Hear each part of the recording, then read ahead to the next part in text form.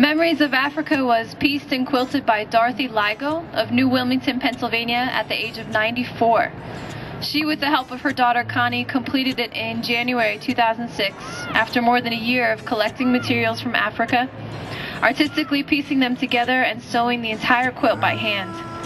The outcome of her efforts is not only an aesthetically pleasing work of art, but an important piece of history, memory, and meaning.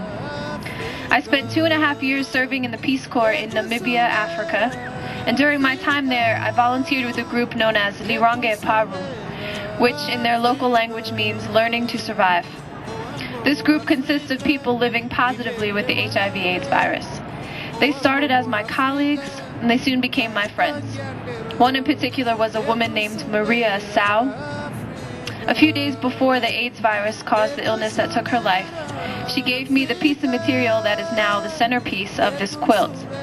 She had hand-stitched it and included her initials, M.E.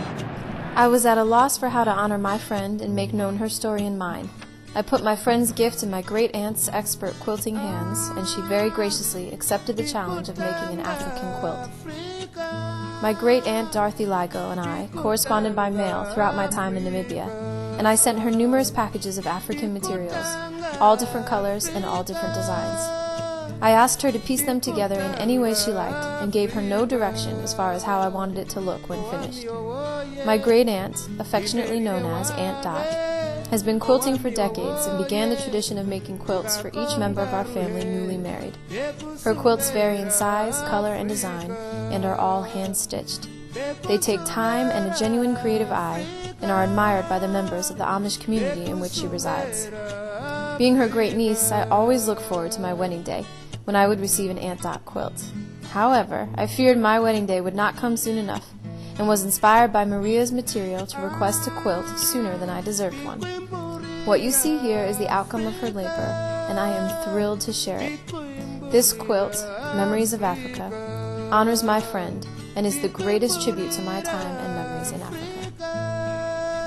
While I completed my last year of service in Namibia, Aunt Dot completed the quilt, expertly bringing together Maria's work, the mismatching designs of various materials, and ultimately my life in Africa.